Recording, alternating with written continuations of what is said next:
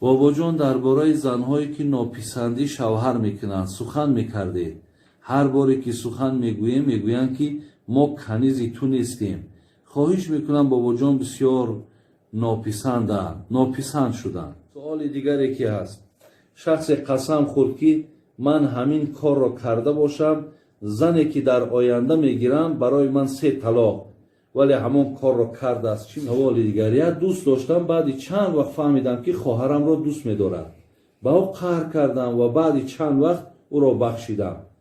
мардум гуфтанд ӯ ба номуси ту бозӣ кард, бояд ӯро набахшӣ. чӣ маслиҳат медиҳед бобоҷон, чӣ кор кунам? хоб, саволи дигаре ки омадааст, мегӯяд зане ки дар ҳолати ҳайз аст метавонад ки дар назди домуло ё ягон каси дигар дуохонӣ кунад.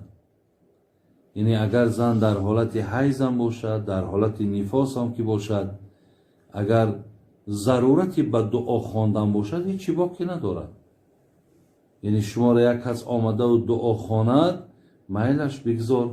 яъне шумо ки дар ин ҳолат қарор доред, барои шумо ягон гуноҳӣ нест. иншоаллоҳ дуруст аст. саволи дигар, мо аз бекорӣ дар масҷиди рӯзҳо, яъне христианҳо кор мекунем ва маоши мо ҳалол аст. маҷбурем ба хотири пулёбӣ. яъне бародарои аз мо ки дар муҳоҷират ҳастанд, аввалан худои меҳрубон ҳамаи муҳоҷирои моро, ҳамаи мусофирҳои моро, ҳамаи бародарое ки дур алватан ҳастед, худованд нигаҳбонтон бошад. ва суоле ки кардан, ин хел маъбадҳое ки инҳо ибодат мекунанд, аммо калисо мегем, дар ҳамон ҷойҳое барои сохтани калисо ё барои сохтани мақсад ҳар як иморатҳое ки хоси ҳамон дини насроният ҳаст, хоси ҷои таълиму ибодатшон ҳаст, кор кардан дар унҷа додарои азиз ва бародарои хеле меҳрубон ягон гуноҳе надорад. пули вай албатта барои шумо ҳалол аст. ягон гуноҳе ҳам надорад ки шумо вақте мерен нафсҳои худтона иҷорада мемонену шумо барои онҳо ин иморатҳоро мекунед. барои мо аз ҳама муҳим, бародарони азиз, ин аст ки моҳо эътиқодмон ва майлмон ва муҳаббатмон ба дини худмон, дини ислом аст, ба қуръон аст. яъне ба сохтани он иморатҳо маънои ӯро надорад ки мо аз динмон баргаштем ё ин ки мо мақсад дини насронията қабул кардем. вале шариати мову шумо, китобҳои мову шумо иҷозат метиҳанд ки мо агар ҳамин хел корҳо пеш баромад ва маблағ агар ба даст биёяд, ҳечи боқӣ надорад. шумо ҳақ доред ки дар ин ҷоҳо кор кунену мақсад ҳар маблағе ки ба даст меояд барои шумо ҳалол аст, зеро вай меҳнати шумо ҳаст, вай заҳмати шумо аст. саволи дигар, як дӯст доштам, баъди чанд вақт фаҳмидам ки хоҳарамро дӯст медорад. ба ӯ қаҳр кардам ва баъди чанд вақт ӯро бахшидам. мардум гуфтанд ӯ ба номуси ту бозӣ кард, бояд ӯро набахшӣ. чӣ маслиҳат медиҳед бобоҷон, чӣ кор кунам? хаяку ин хел аст бародарои азиз ки ана пайғамбар гуфтааст ки ла тусоҳиб илла муъмин. шумо вақте ки рафиқ мегирен, дӯст мегирен, як касеро дӯст бигирен ки вай аз худо метарсида бошад.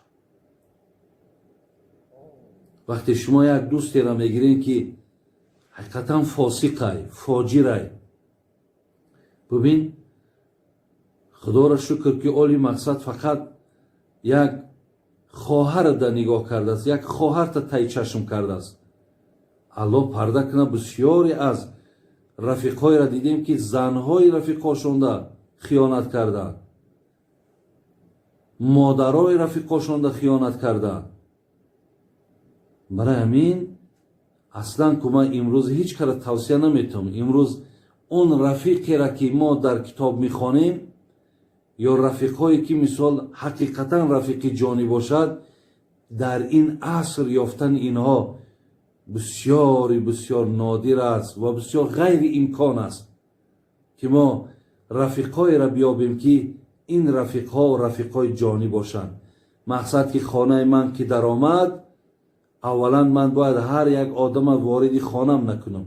وقتی وارد خانه کسی را کنم که وقتی رفیقی همون ایماندار خدا ترس که باشد، نظرش مقصد طرف پایان باشد، نه نگاهی او طرف مال من، طرف فرزند من، طرف مادر من باشد. از این لحاظ دادر عزیز، شما اولا در انتخاب رفیقاتون شما خطا کردین. میگن خود کرده را دوا نیست، شما همو خود کرده این.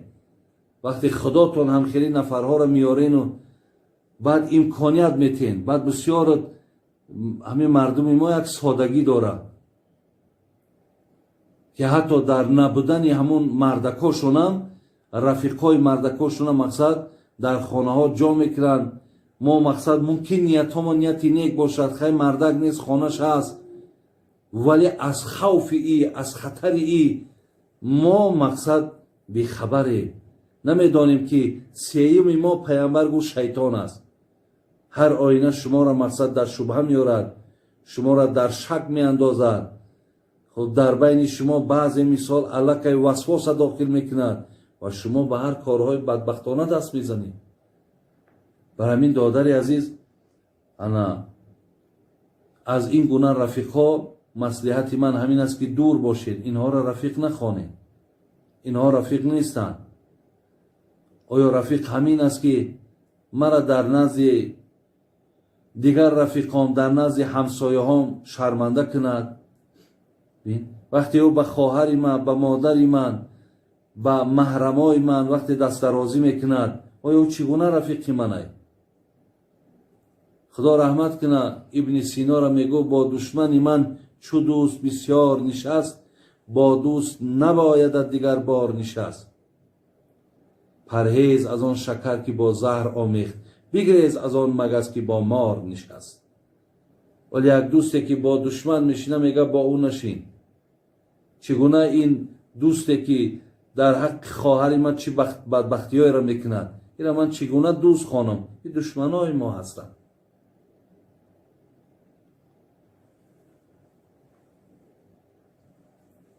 سوال دیگری که هست، شخص قسم خورد که من همین کار را کرده باشم، زنی که در آینده میگیرم برای من 3 طلاق، ولی همون کار را کرده است، چی میشه؟ اگر کسی قسم خورد که مقصد من فلان کار را نمیکنم، اگر کنم ولی زن نداره که همین زنی که من در نکاح میدرارم، همون زن به من 3 طلاق. یعنی وقتی که اگر همین آدم قسم شکست و همون کار کرد، همین زنی که میگیرد، همین زن 3 طلاق میشه. همین زن برای او 3 طلاق میشه. برای همین برادرای عزیز، آخه قسم کم است یا اینکه شرط است که شما باید همین قسم بخورین که من فلان کار کنم زنی من طلاق؟ یا بسیاری همین آدمای زندار فقط به زن طلاق قسم میخورن. برادرای عزیز، این کار هزل نیست، این کار یادی نیست. آخه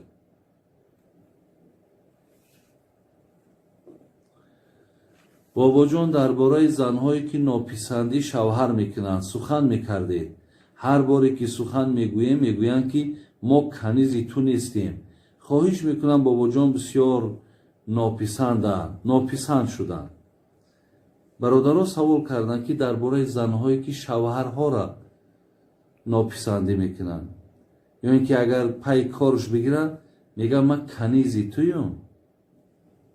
مقصد درباره اینها، من اکو درباره اینها شما حقی همین مردها بالای زنها، من 5 جمعه 5 ساعت در این بابت صحبت دارم. شما از طریق همین اینترنت ها در باب حرمت شوهر بیابین، از اونجا انشاءالله شما مفصل خدا خواهد شما از اونجا مفصلتر جوابهاتون رو میگیرید. ولی به هر حالم که باشد خواهرای عزیز، خداوند حق شوهر را بالای زن گذاشته است. هر کاری را که الله مهربان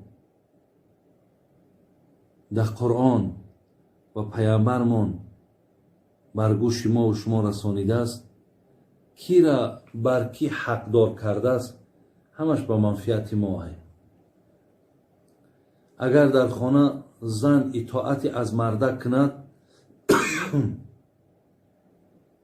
از خدا امید است که بسیار زندگیتون زندگی خوب میشه. لیکن اگر زن از مرد ناپسندی کند، زود است که این زندگی شما کنده می شود. من بسیاری زنهای را دیدم که به قدر شوهران رسیدن، اگرچه صاحب 4 فرزند بودند، ولی با اینشان طلاق شد، با اینشان زندگیشون از بین رفت. هر یک چیز حد دارد. برای همین خواهرای عزیز، شما شوهراتون را حرمت کنید، به قدر شوهراتون رسید. رسیدن حق شوهر، احترام حق شوهر بر ذمه شما واجب است.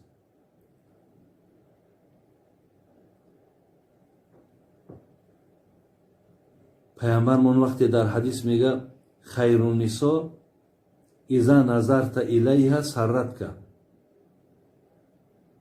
و اذا امرتها اطاعتک و اذا غبت عنها حفظتک فی نفسها و مالک.